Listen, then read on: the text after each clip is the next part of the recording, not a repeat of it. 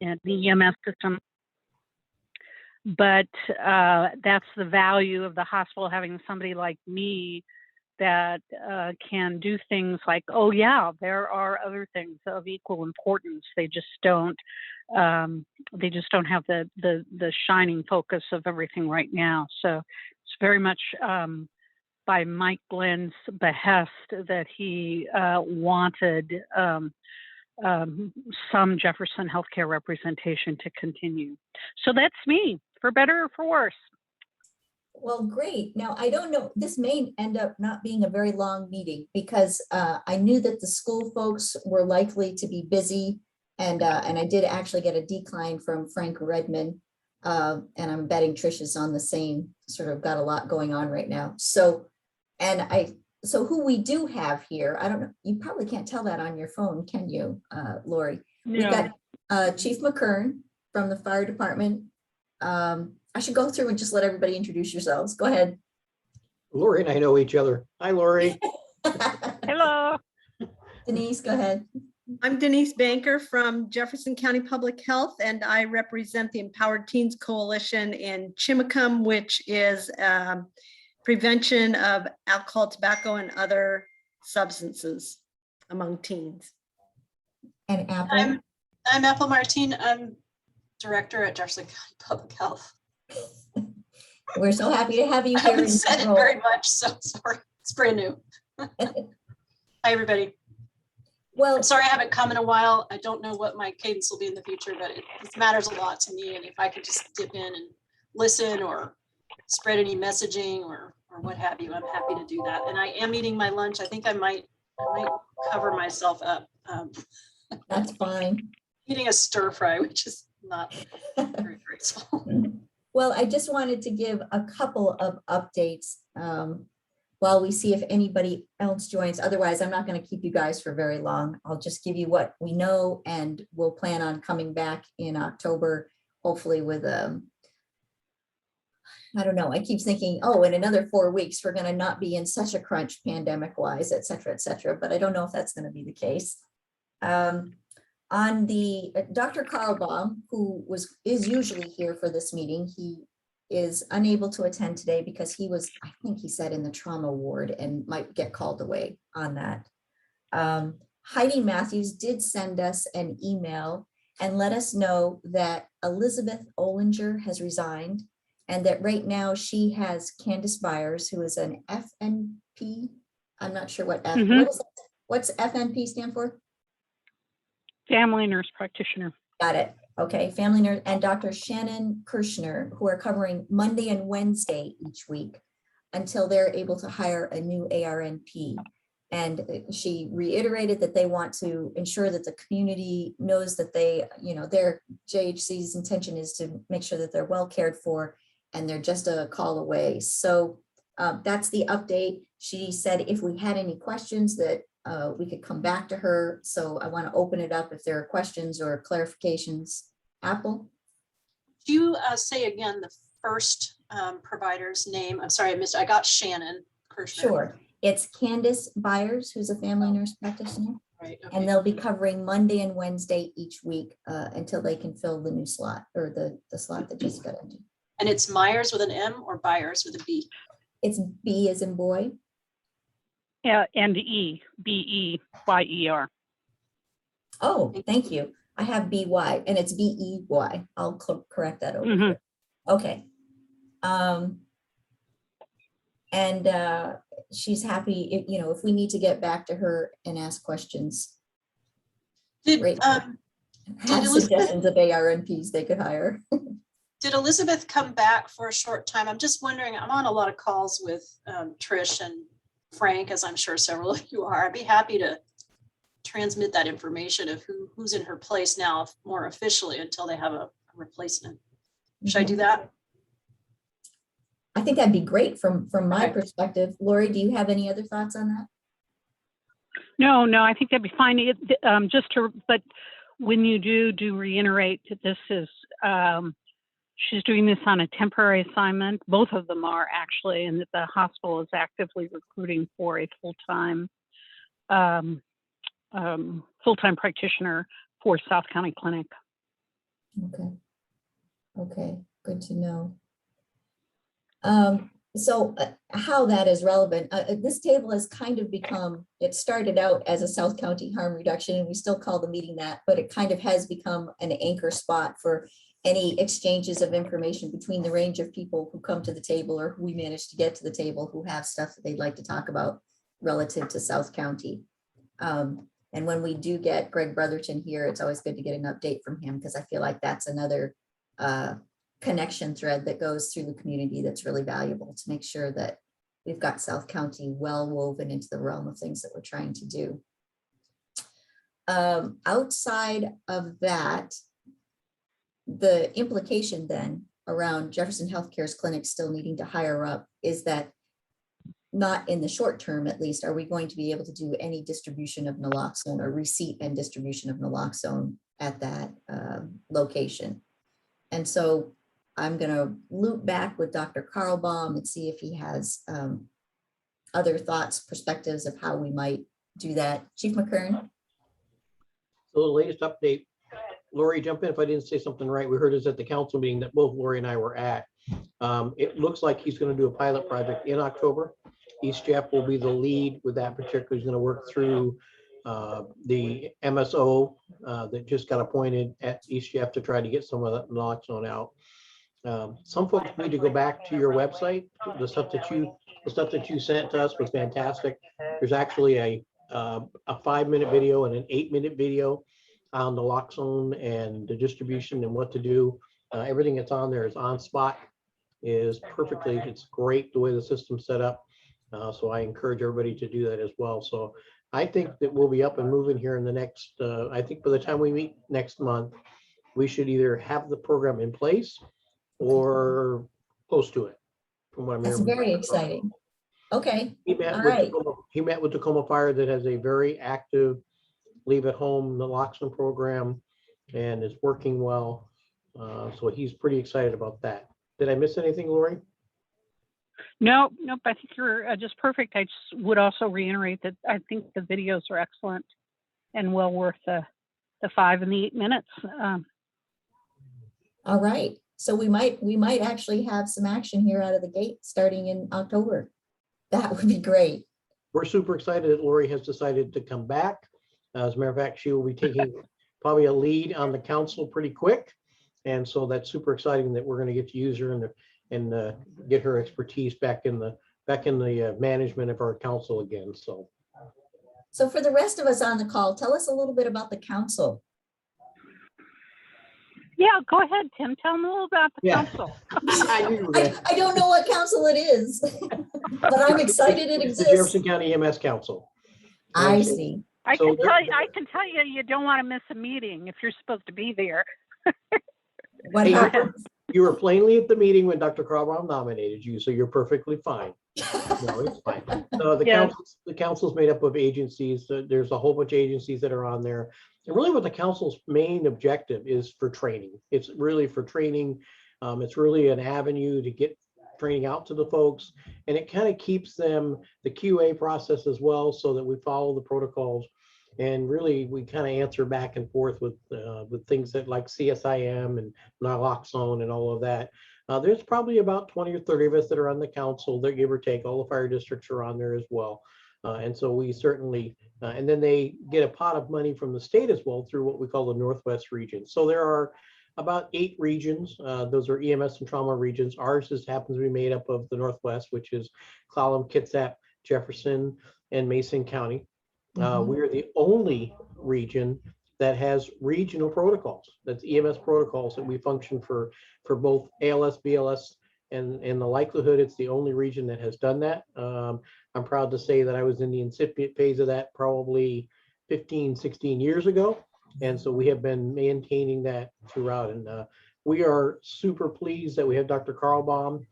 He has that little bit of King County connection, but yet he's got a great connection with Jefferson Healthcare, with Lori. And that's why I'm saying we're super excited that Lori was going to come back and kind of help us. That's a link that we'd love to have connected up with us as well.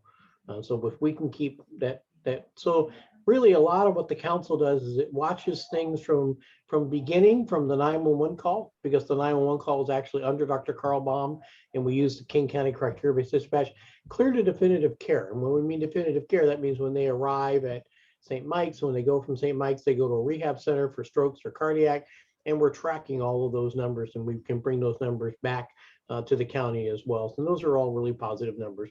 We'd want to do the same thing with the naloxone, and that's what the forms are saying is, hey, we want to track them and see where they're at, where they're coming, where they're going, and that kind of thing. So that's kind of what the council does. It really is a conduit, if you will, to make sure if people request training, they make sure the training is provided. And then the follow-up is to make sure that we all meet once a month. We're under the, I'll call it the big light of Dr. Carl Baum to say, did we do things by the book or at least by protocols? And then it's really an interaction to know what we're going to go from there. Okay. You know, Did I miss anything, I Lori? think no, as always, you did it wonderfully.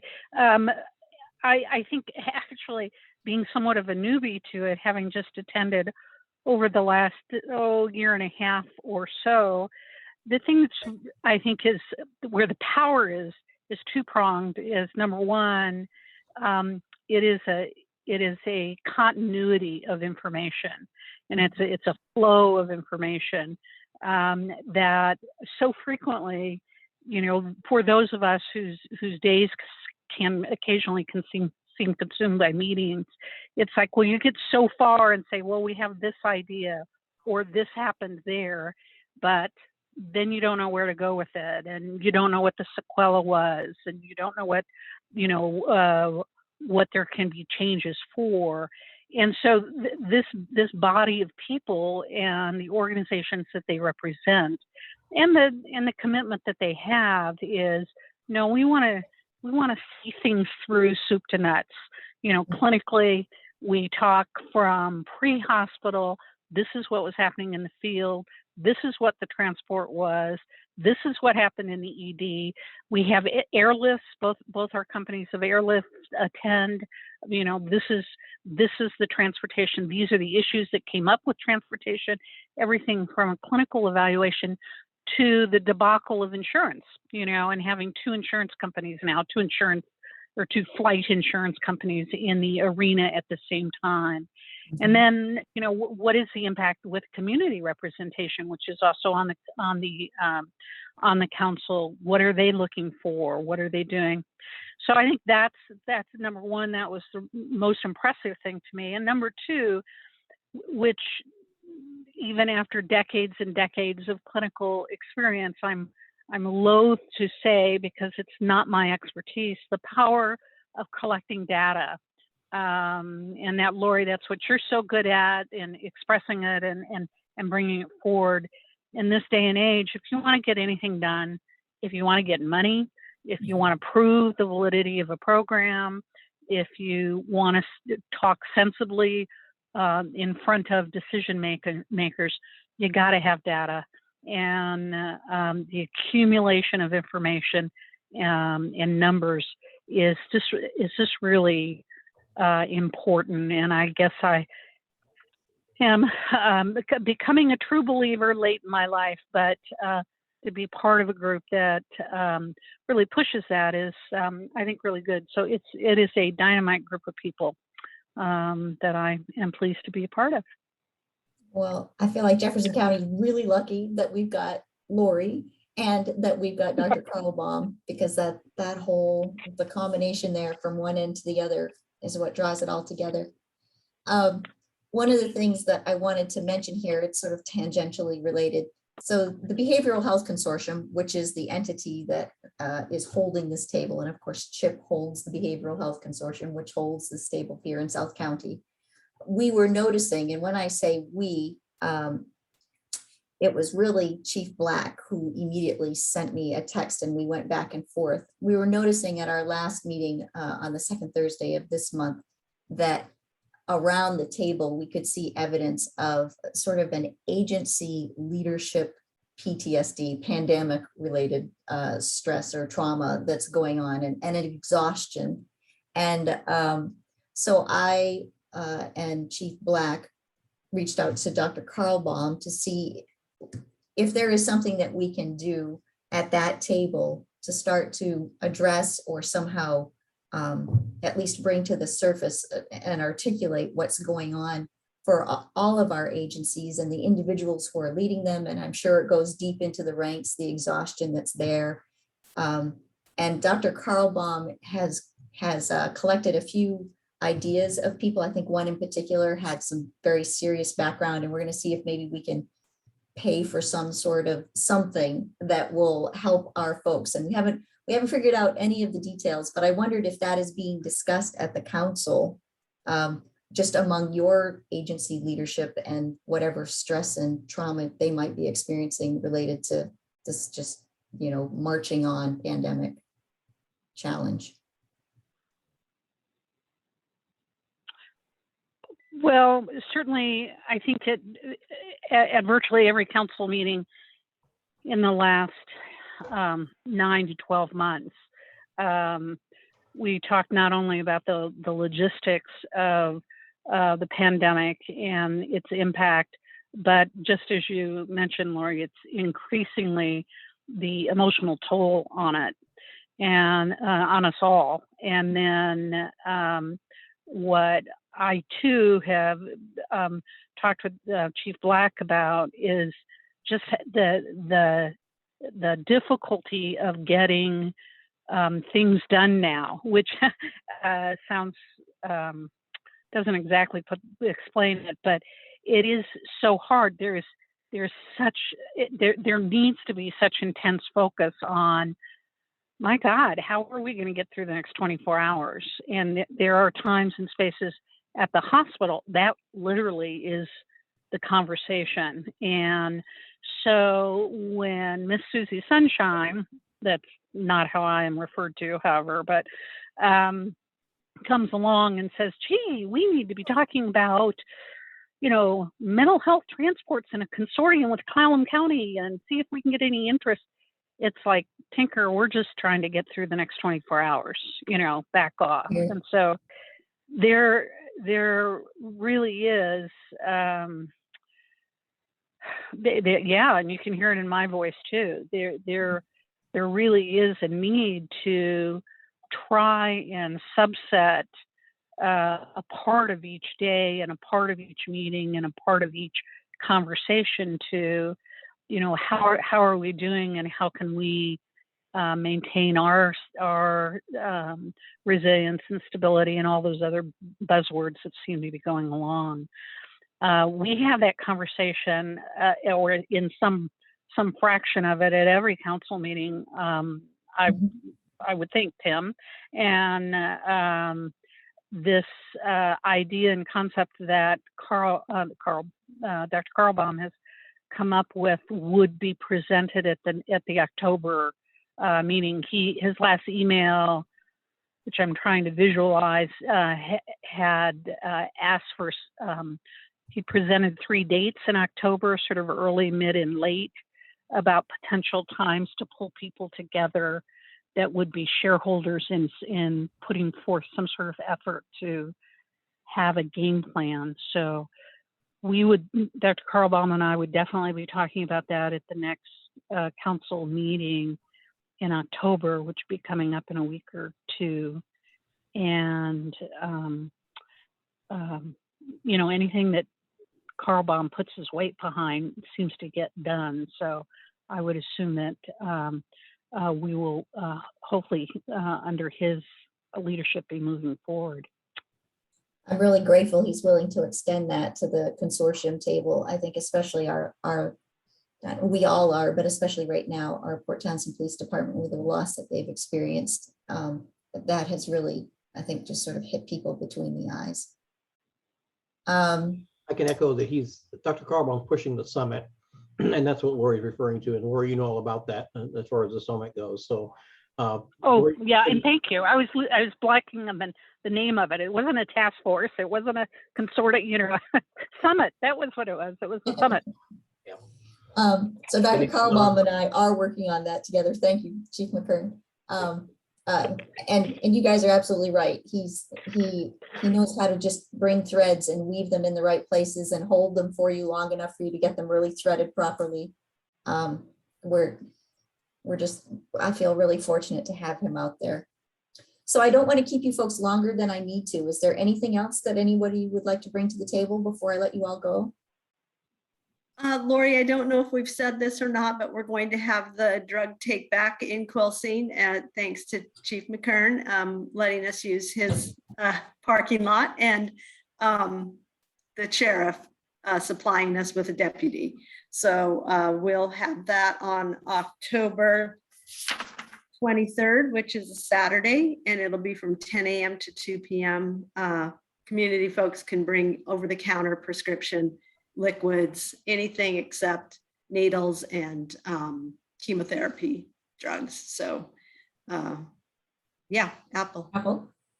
I was just going to add something to the general sentiments. I don't have a question for you, Denise, but I'm always so glad that you do that. I've staffed some medicine take-backs, and they're just so fascinating just to hear people's stories, and it's such a great opportunity for people to do something proactive for population health, including our streams and rivers and fish, has wide impacts. Yeah, I mean, that's one of the cool things about a drug take back is it's across the board. It's getting it out of people's mouths, but it's also keeping it out of the water. So it really is public health. It is. I think it's great. I am sure you, oh, go ahead. I'm sure I'm sure Denise is already on top of this, but just because my HRSA tech team really pounded me on this, the idea of giving out the resources, whatever they are, when we're doing drug take back, of where to go if you wanted to get some sort of services that were to help you. Are we on top of that? Do we have something that we hand out, or can we have something that we hand out? We hand out the emergency cards, where to call if you're having mental health, you need mental health resources, et cetera. Where to take drugs back in the county when we're not having a drug take back, the police station and the sheriff's office. Yep. And then we also have a smaller one that we got from Jolene. But to be honest, people don't really want to take stuff. They mostly just want to drive by in their car and not get out. They just want to hand their stuff to us and we throw it in the box because of the COVID thing. So most people pull up masked. We go to their car masked. We grab their stuff. We throw it in the box. So I'm excited to say I can tell Washington, D.C. folks that the numbers are on here of of the places that they would go. So we've got it covered.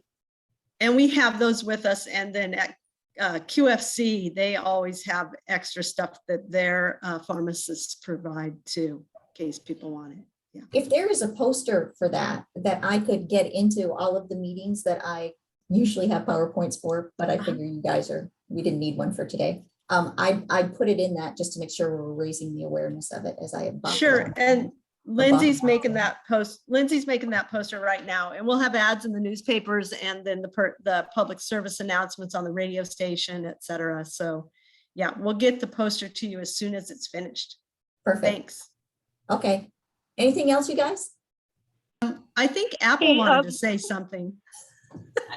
I want to make a plug, and I'll do it quickly.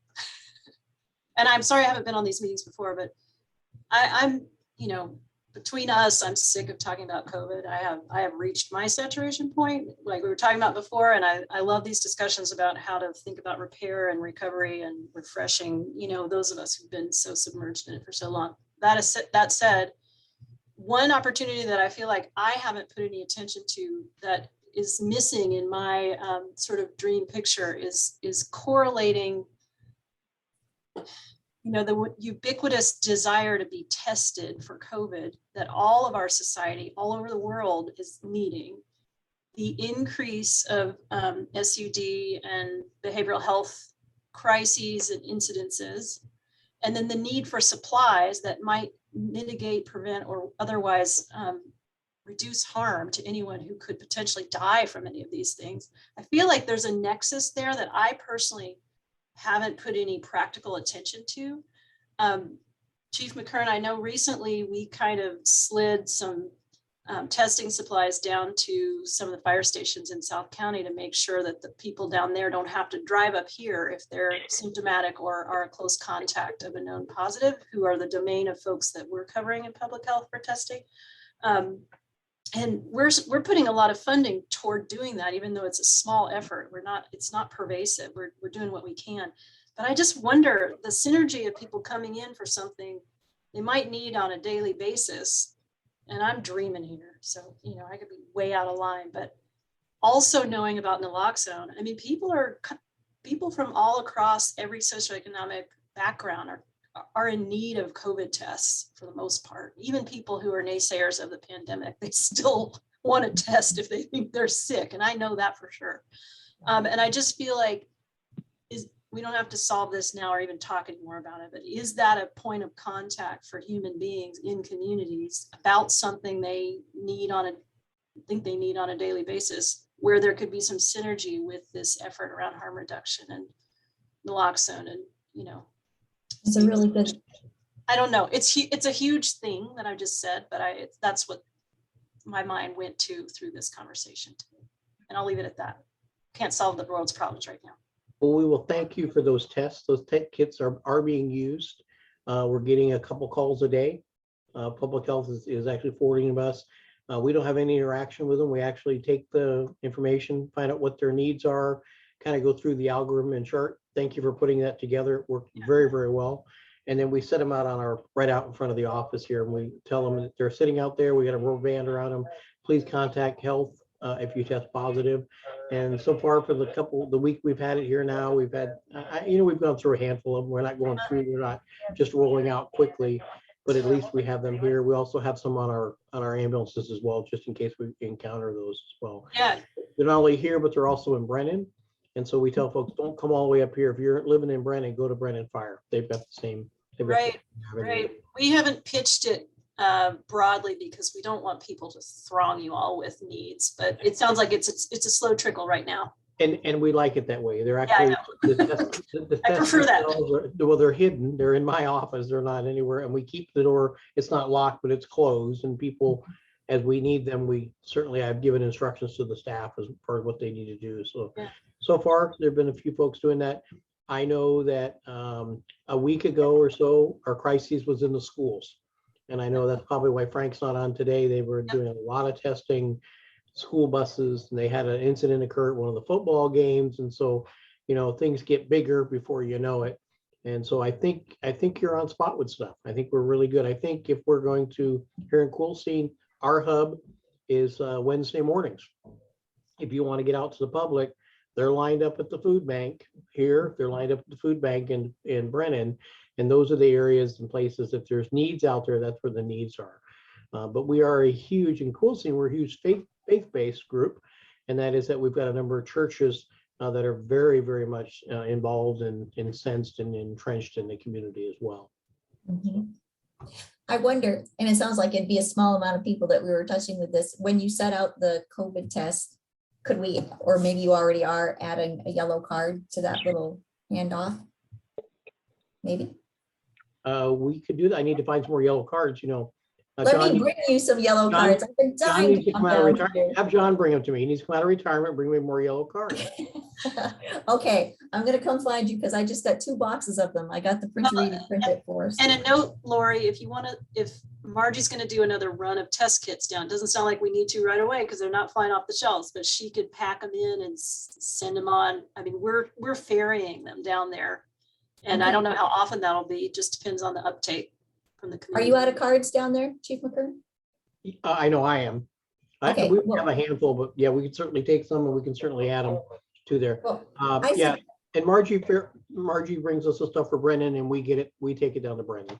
Thanks. Okay. Yeah. So thanks so much for doing that with her. She's very happy we've dialed that in. We'll see where it goes. I zip down there to hike often enough. I'd be happy to come with a bunch and just drop them off at the fire station. Cool. Okay. You guys, I'm sorry. I have to sign out right now. Sorry to interrupt you, Tim. No worries. We're all going. We're all good. Thank you so much, you guys. We'll see you next time. Thank you too. Bye. Hey, Thank you, Lori, Yes, Lori, can you stay on the line just for a second? absolutely. Bye. Bye-bye. Thank you, Chief McKern. Bye-bye, everybody. Yeah.